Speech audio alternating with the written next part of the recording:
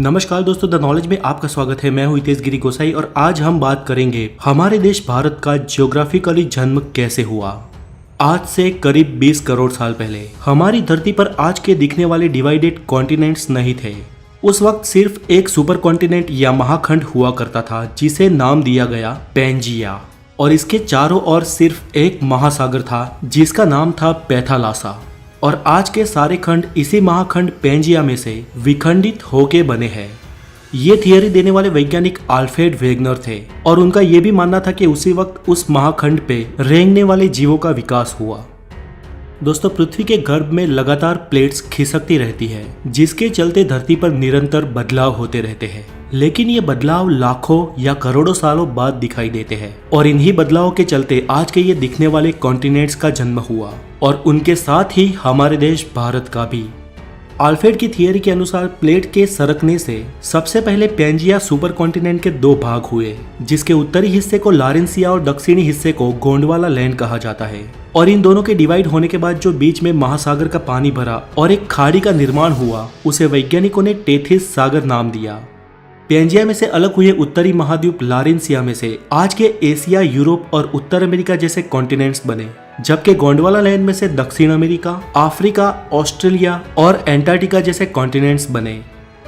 हमारा देश भारत भले ही आज भौगोलिक रूप से एशिया का भाग हो, लेकिन भारत का भूमि भाग उस वक्त वास्तव में गोंडवाना लैंड महाद्वीप का हिस्सा था और आज का अफ्रीका और भारत एक ही प्लेट पे टिके थे। धीरे धीरे अंदरूनी प्लेट्स के सरकने से ये प्लेट्स भी अलग होती गई और भारत की जियोग्राफिकल प्लेट अफ्रीका से अलग होकर धीरे धीरे एशिया की ओर बढ़ने लगी। वो आज के लद्दाख हिस्से की ओर लगातार बढ़ती रही और एक समय इस प्लेट का एशिया के लद्दाख वाले हिस्से पे टकराव हुआ। दोस्तों, भूगर्भ में जब दो प्लेट्स का टकराव होता है तो भारी प्लेट नीचे की ओर सरक जाती है और हल्की प्लेट ऊपर उठ जाती है। उस वक्त भी ऐसा ही हुआ और आज के हिमालय का निर्माण हुआ। ऐसा कोई कम समय में नहीं हुआ, ऐसा होने में करोड़ों साल लग गए और आज की इस भौगोलिक भूमि का निर्माण हुआ। दोस्तों, आज भारत सिर्फ एक ही टेक्टोनिक प्लेट पे टिका है और लगातार ये भारत की भारी प्लेट हिमालय की ओर दब रही है और हिमालय दिन ब दिन ऊपर उठ रहा है। इसके साथ ही हिमालय के सारे पर्वतों की और माउंट एवरेस्ट की हाइट भी साल दर साल बढ़ रही है।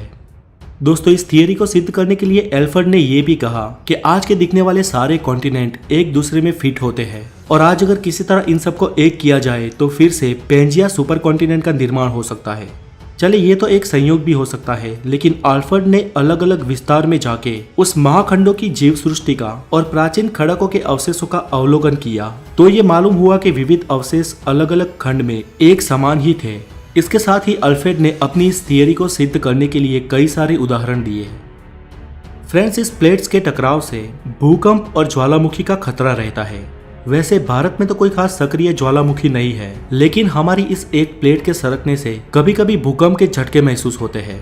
हमारी अगली वीडियो में हम जानेंगे कि भूकंप और ज्वालामुखी का रीजन क्या है और लावा या मैग्मा कैसे बनता है। तो आज के लिए इतना ही। अगर आप नए हैं तो द नॉलेज को जरूर सब्सक्राइब करें और इस वीडियो को लाइक करें, हो सके उतना शेयर करें और अपना ख्याल रखें। Have a good day, take care.